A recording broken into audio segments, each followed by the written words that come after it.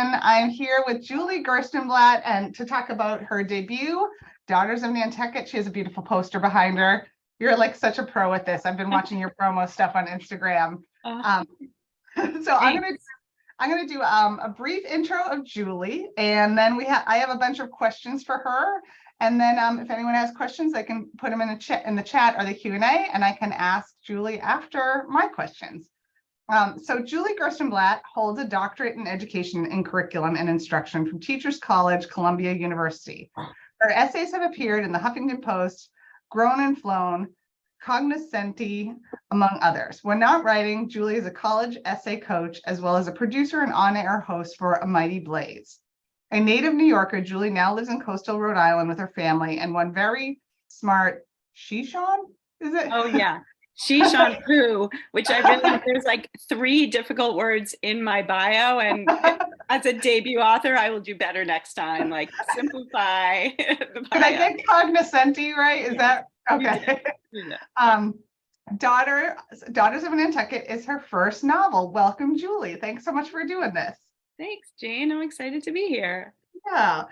So I feel like we have many mutual friends, and I've been really looking forward to talking to you for that. Like every time I see, I'm like, oh, she's with Jane Roper. Oh, she's over here. Like, I know. I feel like you and I need to have our own like happy hour where we can catch up on all of that, right? Yeah, totally. So I love this novel, and I love Nantucket. And one of the reasons I love historical fiction and I love the story is that I learned about the history of the island and some of its people in a way that I had never had before, even though I've lived my whole life in Massachusetts. It's almost embarrassing that I didn't know some of the things. Yeah. So tell me about the premise of the story.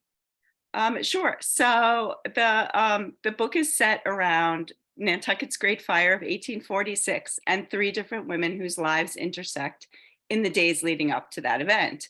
And what I wanted to do was there's so much drama in that event, and I wanted to create kind of those everyday fires and small dramas and emotional fires and sparks and all of that, kind of like me really leaning into the fire here.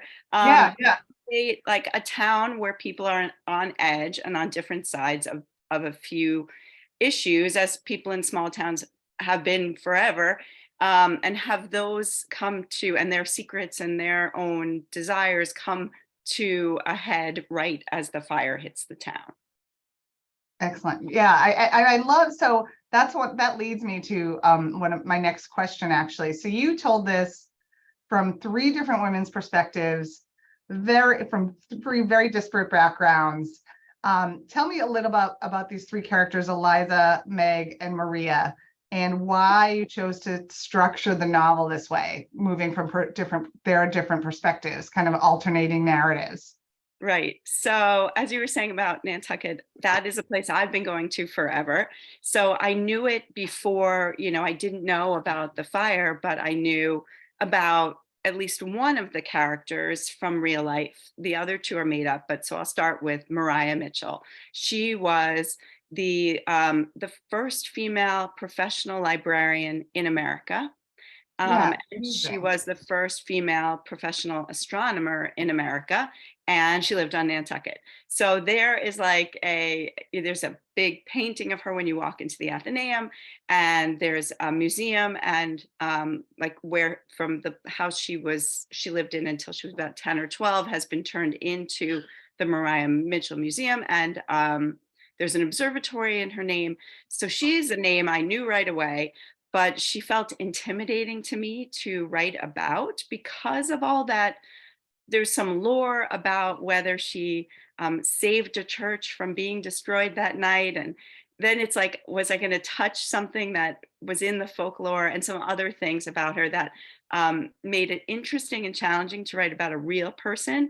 But I decided that she's just too good. Like, she's just so ahead of her time and interesting. And thinking so liberally at a time when Nantucketers were a liberal bunch to begin with their Quaker upbringing and their early abolitionists, early suffragists. But Maria in particular really sort of stands for all of that, and Quaker girls were taught to speak up, and so she does. And I thought that made her sort of a fun and feisty counterpoint to a fairly traditional woman in my creation of Eliza Macy, who is, if you've ever been to Nantucket, it was the whaling capital of the world for a very long time at one point.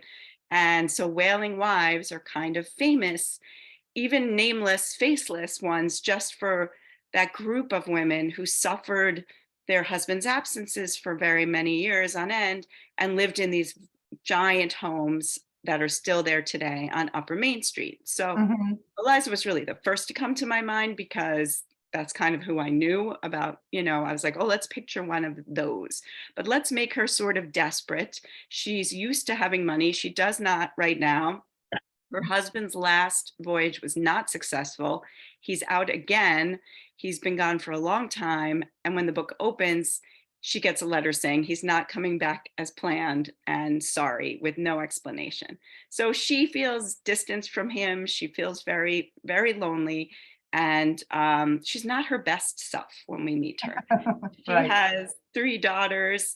And so part of the title comes from being the mother to children, but also being a daughter of a place and of particular ideals, and what it means to be so closely tied to your neighbors and to an island like Nantucket.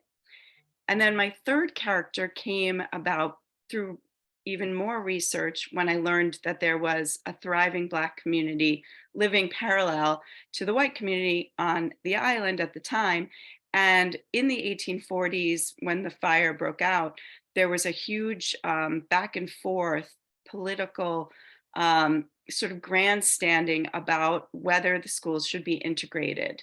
And Nantucket abolished slavery 10 years before mainland Massachusetts, but was late to integrate their schools.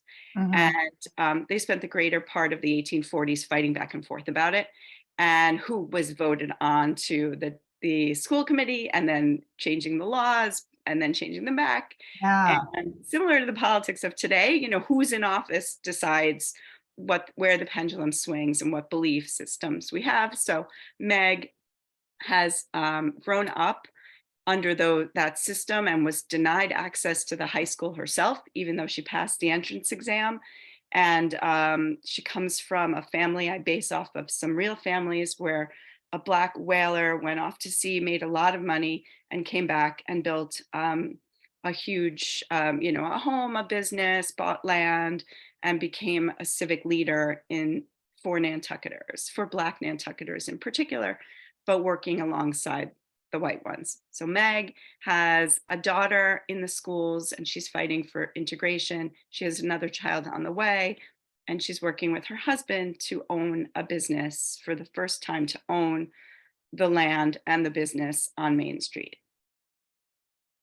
Fascinating. You mentioned Mariah Mitchell, and I first of all, I commend you for writing from 3 different perspectives. I find that it must be so tricky. I want to ask a little more about that. But, Mariah was a real person from history. The other 2 characters are fictional. You made them up completely. Which one was harder? Was it harder to write Mariah because she was a real person? Or was it harder to write, create these characters from scratch?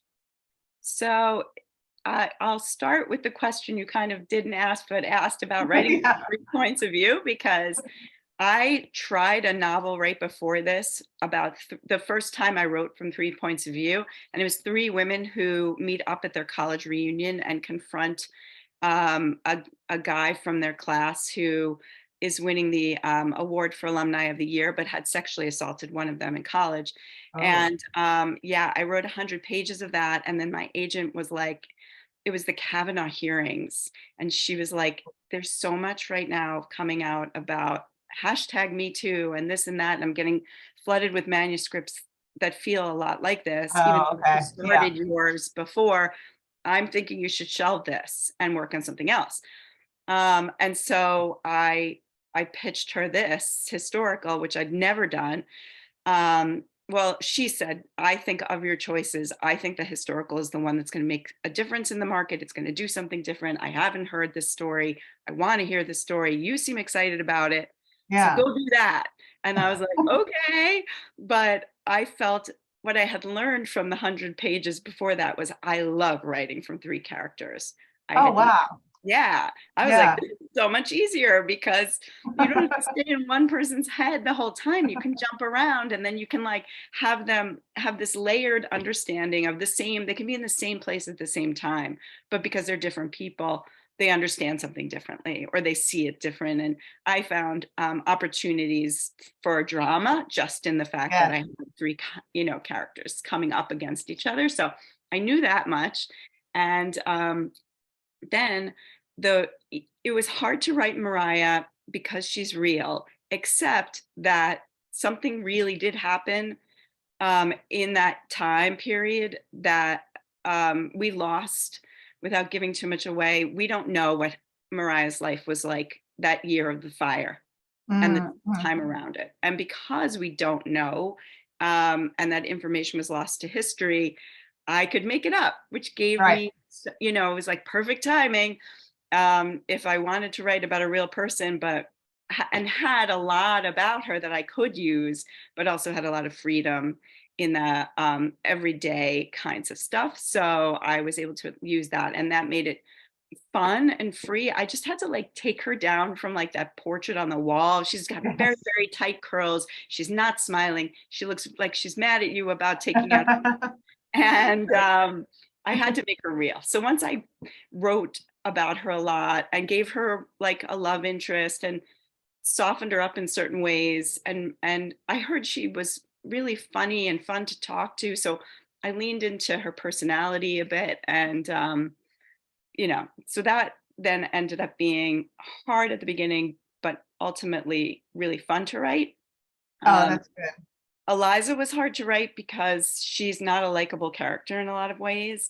And I Right. had to make sure, though, that people did like her in the end or did come to understand her in the end. Like I've had people like clutch their chests and when they talk to me about Eliza or roll their eyes or feel like they know her and they understand, even if they don't agree with her. They came to understand her. And also it's kind of fun to follow someone who doesn't always do the right thing or follow the rules or is acting inappropriately. So Mhm. Yeah. Yeah. A it's little bit of hard for drama. me. Yeah, it was hard for me because I'm like a good girl, like, mostly like I did forge my mom's name to get out of gym class, kind of, lying. But yeah, but so that was made it interesting. And then for Meg, I thought she really was a sympathetic character and I could picture her whole story. So she was easy to write. What was hard about Meg was making the decision to write from the point of view of a Black woman when I clearly am not one myself, and whether Mhm. in those conversations that the literary community has been having about appropriation and who can tell whose story.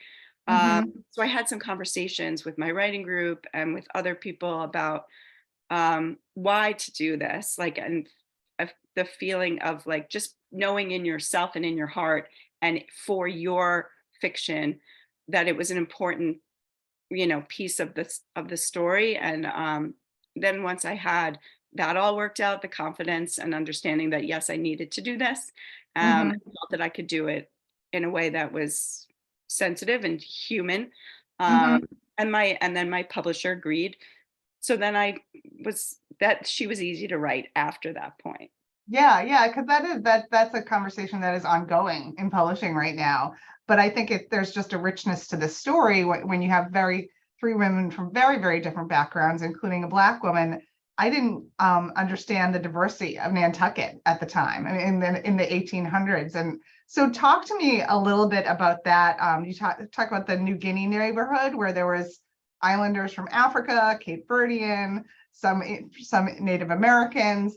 And then if you want to dive into like your research for the book, because it must have been fascinating, and I can imagine the Atheneum must have been a great resource for this.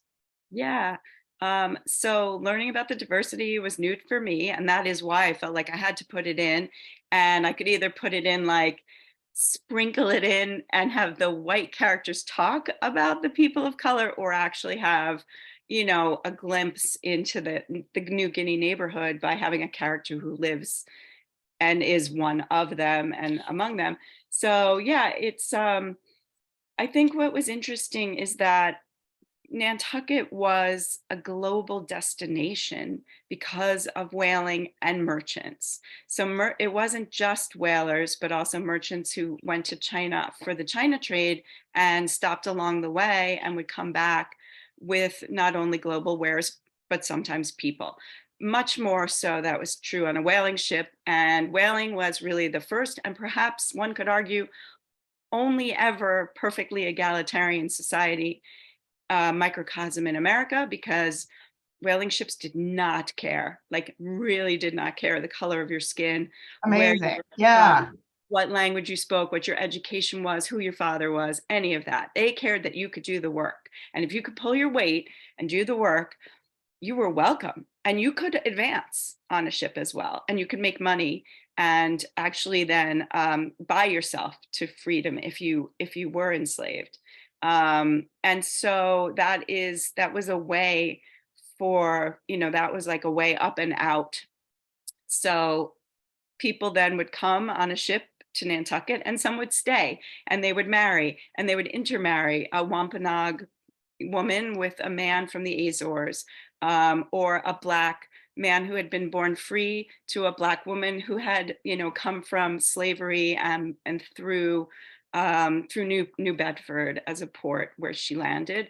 So it's a really rich and diverse place, and we've lost, I think, a lot of that in the narrative of the time. If you look at Moby Dick, you will see that, but they're really out at sea much more than they're on Nantucket.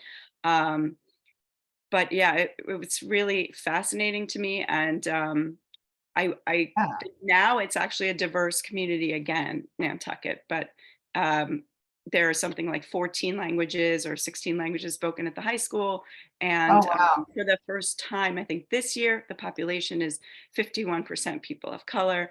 And the concern is that we need teachers to reflect that, and people on the island also, in doctors, et cetera, to be as diverse as the population that they Yeah. serve. Yeah. So interesting. And so, for your research, where did you start for all of this? Like, and I mean, when you're like a writer of historical fiction, usually you enjoy research. So I imagine you really liked that part of it. Right, as I'm sure you know too.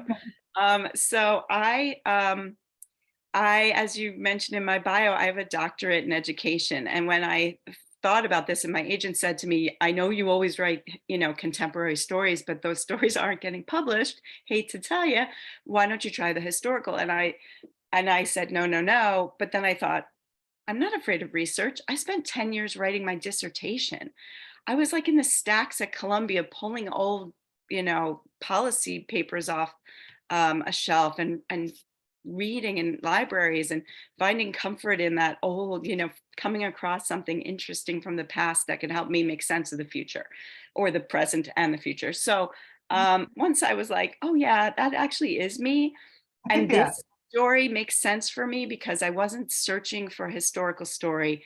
I came across it in reading Nathaniel Philbrick's History of the Island, away offshore. And very early on in the book, he mentions the Great Fire of 1846. And I like sit up a little taller, like, ooh, and like turn the page, and that's it. 2 paragraphs, like little hint of it. On the night of blah, blah, a fire broke out, da, da, da, da, end of story. And I was like, end of story. That to me felt like the beginning of story. Yes. I Yeah. Yeah. It's wanted like when more. the hairs stand up on the back of your neck, you're like, oh, what else happened there? That's such good stuff. Yeah. Yeah. That was the first. So that's how I got hooked. It was through the fire. And so I walked into Mitchell's bookstore on Nantucket, and I like leaned over the counter and was like, give me everything you've got on the Great Fire. And they were like, oh, we have nothing. And they have a Wow. Nantucket room and a Nantucket section. And they're like, yeah, no, try the other bookstore. So I went to the other bookstore, and they were like, you know what? We have some guy's self-published history of the fire. And they Oh, gave it to me. His name is VB Gowdy. VB is like a nickname. His name's Doug Gowdy. And he's just a guy who loves to go to Nantucket, loves history, and did all this research, like Wow. compiled first person accounts, read old newspapers, went to City Hall, did Oh, all the stuff I wouldn't want to do. that's such a find. That is like, Such yeah. amazing. I am indebted to him. And I did get to speak to him also. We had an interview on the phone. We emailed a few times. But I was like, this book, Doug's book, gave me everything I needed as a jumping off point for my fiction. And for Yeah. the first time, something I'd never had, which was a plot, like a beating heart of an action adventure, flick, let's say. Mhm. I saw it like a movie. I smelled it. I was like, this fire is gonna, Yeah. is gonna be amazing. And then I knew I was gonna have my three women. So I was like, okay, let's create them and get them there. Amazing. Oh yeah, that is such a treasure when you find something like that. Where you're like needle in the haystack. That's so great. Yes, and I read it like 10 times. Uh, And he doesn't have like because it's self-published, he doesn't have like a clear biography or anything in the back. He has biography, but he doesn't have like table of contents, sort of. Like, where do you find Mariah Mitchell in this book? You have to remember, and you have oh, to right. Oh yeah, create yeah. So it. it's not well organized. Yeah, yeah. A lot of sticky notes and tabs, I'm Yeah, sure. yeah. Yeah. So I love this quote. I think it was Eliza. I meant to take a note. Nantucket's women are independent and self-sufficient creatures, and that really came through in the story. I didn't realize that these whaling ships sometimes went out for years. Like that was incredible to me. Like you think, oh, 6 months, maybe a year, but literally these women were on their own for years at a time while their husbands were off at sea. So I that's not really a question. I just thought that was so interesting for the 1800s to have these strong, independent women on a little island, off the coast of Massachusetts. Yeah, it created a culture of independence and also autonomy and ability to work. And Yeah. they were well educated. They ran the house and also did other things, run a business. There was Petticoat Row, for nickname for the street where all the women's shops were. They also had a power of attorney that was unheard of at the time, where they could sign for things and Yeah. legally move money and legally make decisions without their husband's consent, because you couldn't get consent. And yeah, it created, there's actually a poem about, I don't have it memorized and I should, but it was sort of like, it's like, it's so hard when a man's away and blah blah blah, but it was like kind of like, I'd have it no other way, kind of like at the Yeah, end right. it's I'm sort of okay like with it. the freedom for me, is a freedom I enjoy. It's sort of I will find it. That's great. Yeah. Um, Yeah. I sh I should also mention, because I read your book club discussion guide, and it's great. You can download it as a PDF. Book clubs out there listening. And you mentioned, I was really this was a surprise. So this is the first in a trilogy. Is that right? Yeah. Yes. Amazing. Can you Yeah. tell us a little bit about the next one? Sure. It was a surprise to my editor as well and my agent. We were on a call and I was like, by the way, I have plans. They were like, okay, great. But yeah, so what happens sometimes when you're writing is you have to kill your darlings, meaning a scene you wrote that you loved has to go, or a character if it doesn't serve the story. So I tend to do this a lot, where I have like a best friend and a mother giving advice to the main character. And sorry, that's my dog. And in the That end, one's you really just need one person to do that job, And so I had a character, an extra character, sorry, called oh, Nell no, usually Starbuck. my cats are jumping on the desk. It's fine. So And Nell Starbuck was a friend to Eliza's. She was a friend to Eliza, but so was Mariah. And then she also gets counseled by Alice, her eldest daughter, who's really not her child, mhm. and who's Henry's child from his first marriage. And so she was getting a lot of advice from a lot of people and going to a lot of people for comfort, etc. And so I realized late, in a later revision, I had to get rid of Nell, Mhm. and then give the other two women more. more lines, more role, Yeah, more. yeah, yeah. And so in Cutting Nell, I have a sentence now that says something like Nell Starbuck is traversing the globe with her merchant husband, going to China for wares and goods or whatever I say. And so the second book is going to be that journey, like not that one, but the next journey. It starts 5 years after this book ends, and people have come up to me. One woman was like, I didn't like the ending. And I was like, Wow. okay, let's talk about it. And then she actually really did like the ending, but she wanted to know certain things and then realized that she did know them. Like she knew enough to be like, oh, well, this is going to happen and this is going to happen. And this, it's all there. I said, so what would I have said? And she was like, no, I gotcha. I gotcha.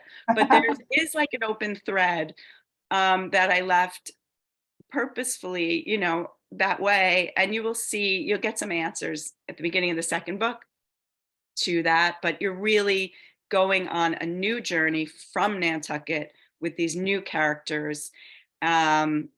In 1851, by clipper ship, which is the fastest ship that ever sailed the seas, even today, and around Cape Horn to San Francisco at the height of the gold rush. And where they meet Joseph Allen, who is all grown up and has had a situation of his own, and joins them on a journey to China, where calamity ensues. So Amazing. Yeah, I read that. I'm like, what a great idea. And so when is that slated? Do you have a pub year, pub date so yet?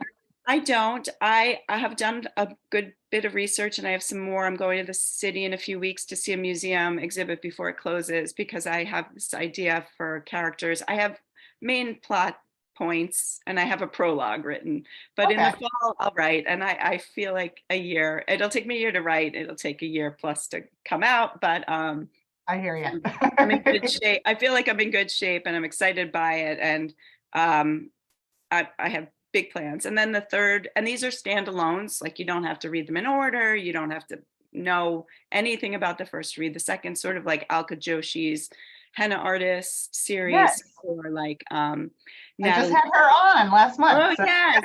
yeah. And yeah, and she and I have the same editor. Oh, And nice. well, now that editor has left, but that she was both of our editors. And Natalie Jenner, her three books, the Jane Austen Society and Bloomsbury Girls, and Oh now the yeah. third, which I got to read in draft form and write a blurb for her, is another example of that. So I love that, and I'm sort of stealing that idea from both of them, because it works with my imagination and lets me revisit characters, but also really tell a different and new story. Yeah, it's excellent.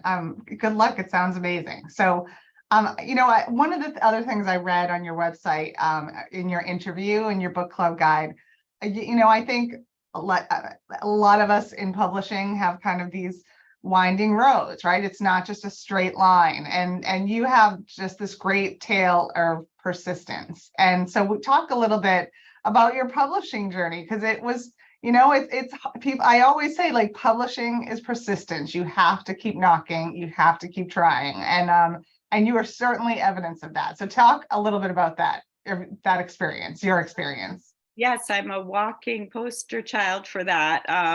52 debut at 52 is sort of my Awesome. slogan. Keep saying I want to make up T-shirts with that, because I'm proud of it actually too, because Yeah, you should be. like coming to this age, also like certain things, I'm so comfortable being myself that like when there was an issue with the cover art, I was like, no, I'm gonna very pleasantly push for what I want, which is something I might not have done in my 30s, maybe Exactly. Yeah. 40s. So I'm happy to be here with this book now. And but I wouldn't say like it all worked out perfectly, but it did work out perfectly for me looking at it now. But I started writing. I wanted to write I wrote in college. I wrote short stories. I wrote poems. I think everybody writes poems in college, if you're an English major. And then I wanted to write right out of college. And my parents were like, you can't, that's like not a job. You can't write, you know? So I started teaching, and I wrote in my spare time, and I wrote when my children were little, and I wrote when I was in between drafts of my dissertation, and my sponsor was reading for 6 weeks. Well, that gave me 6 weeks to work on a novel, like cheat on my dissertation. So I wrote 3 or 4 novels. I had 3 agents, and like I alluded to before, they were all contemporary. 1 or 2 were YA because I was teaching middle school at the time and reading tons of YA, and I love Mhm. them still. I Me think too. that YAs Yeah. are, really cutting edge and do things that sometimes trickle into adult fiction, and or should. And so some YA, some books about a woman in her 30s, a woman in her 40s, in suburbia, blah, blah, blah. But I didn't really have, I think, compelling plot or anything different. They were funny and sweet and cute, and had had some commentary about life, but they weren't doing something different in the market, and so the feedback was constantly, and it wasn't anything that I could change either. They were like, "This was good," like the feedback, and within a month, a manuscript would go out and then be dead on arrival. Nothing we could do, no one else to send it out I to. feel it because I've been through it. And I have friends going through it now. And yeah, but you kept going, and that's the lesson, right? Like Yeah, yeah, I think the lesson is to keep going, but also, it's like do it something different. Honestly, for me, I don't know if I had written another book like that. If I'd finished perhaps if I'd finished the one about the college reunion, because it had a sort of different angle in that it would be talking about women and men in college campuses and all of that kind of stuff. But this this book being historical and telling this story made the difference. yeah, And me having a writing group, finally founding a writing group that finding a writing group that really um, helped me shape plot and like learn things that I um, didn't know. Not that I didn't know, but I didn't sort of carry through in terms of plotting and creating an arc for everyone and outlining a little bit more than I like to do. But I now mhm, see how that really can play out in a compelling turning, of the pages. yeah, yeah. Um, so on that note, what is your best advice for aspiring fiction writers? I would say get a group, get Yeah, feedback from people who are not your mother. yes, And, yeah. you know, and my mom reads everything I write. So I would say, in addition to, if you have a trusted friend or something, but they're not going to give you the hard truth, and they're not going to know it because unless they're also a writer. Um, so you need a community that could be like Grub Street in Boston, which is where we started our group. It could be Sarah Lawrence in New York, which has creative Mhm. writing, which is where I met Annabelle Monahan, and we did a workshop together. And so, um, even if it's just a small group, but write consistently every day or as much as you can within the confines of your real job, and get feedback from trusted sources. Yeah, excellent advice. And yeah, I mention Grub Street to people around here all the time. The Women Fictions Writers Association is another like national organization that has some good resources. They can team you up with a critique partner online and things like Mhm. that, which is really good. Right. Um, Second Story in Chicago. yeah, that's another one. Yep, really good. So what has been the most surprising aspect of your debut novel coming out? What was the biggest surprise? The biggest surprise was people were reading it. Yay, that's good. That's a Yay! good That's what surprise. you want. Yay! I mean, really, it's sort of like that's the contract. As a writer, I'm going to write something that I think readers will like, and they seem to be reading it and liking it. So it's a really, it's a yin and yang. It feels like it completes. For years, I've been just writing for myself, and I get Yeah, immense pleasure from it. And I would continue to do that as a writer in my office, but to be able to become an author and have conversations about the book with readers and have people tell me like, oh, I love this book so much. And it really is, it's overwhelming and moving. And it just has, so far surpassed anything that I'd hoped for it. And Excellent. yeah, and then people were like, I just saw it in an airport that my Oh, so editor good. didn't tell me. I was like, oh my God. So I went to O'Hare last week and I found it. And I signed copies in the Oh, airport. so great. Yeah. I mean, it's all the things you think about when you're like by yourself in the corner of a cafe. Like, will this ever happen? Like, that's amazing. I love hearing those stories. Yeah. So I have one more question, and then there's lots of really lovely comments and questions in the chat, and it looks like in the Q&A that I'm going to ask you. But my last question is, how best can readers stay in touch with you, and do you do virtual book club visits? Yes, I do virtual book club visits. Absolutely. Awesome. And the best way to stay in touch with me, two things. If you go to my website, a little thing will pop up to invite you to sign up for my newsletter. And I write about once a month, and I make it entertaining. So join my newsletter, and you'll be up to date with some information, and you'll be reminded that I have a website, and you can always check for what I'm doing there. And then on my website, there's a form, a contact me form. It looks sort of like boring and official, and you're like, where's this info going to? But it goes right to my Gmail account. So if you say, hi, I'm so and so, we have a book club, can blah blah, can we meet with you? I will write right back to you, within a day or two, and we can set something up. So Oh, yes. awesome. I'm laughing because I said, like, we have all these mutual friends, including, I did not know, Hank Philippi Ryan, who is also Yeah. here. Thank Oh, you. Hank's here. Hi, Hank. I didn't wear my glasses, so if I didn't see, oh, there's Hank. Hi. And your mom. I think your mom's here. My mom's here, and Unless Sharon. it's my mom. My mom's on vacation, so I know she's here. And Sharon Person, I know Sharon. And Christine Mott and Mandy. Did I see Mandy? Yeah, Mandy Eisenbaum. Yeah. People all are so lovely with these comments. So a couple of questions from the audience. Both of you are wearing colors that match your book covers. Sharon says, was this planned? I didn't plan it at all. I don't know how that happened. Oh, that's true. I planned it. Oh, totally planned it. It looks good. Yeah. It's this Rent the Runway sweater that I got in like February because it goes so well with the book cover, and it's cotton, but it's kind of heavy. So I was like, oh, I'll stop wearing it. But the weather has been comfortable in my office that I'm like, I'll still wear it, and I'll send it back eventually. But yeah, I've been holding it hostage. Very nice. Speaking of the cover, Christine Mott asks, did you have any input into your cover? You said that you pushed back a little, because I love the cover. It's like beautiful and whimsical, and it fits with the themes, and I think it totally, they nailed it. Thank you. Yeah, so it started with the problem was really the title. They called it Daughter of Nantucket.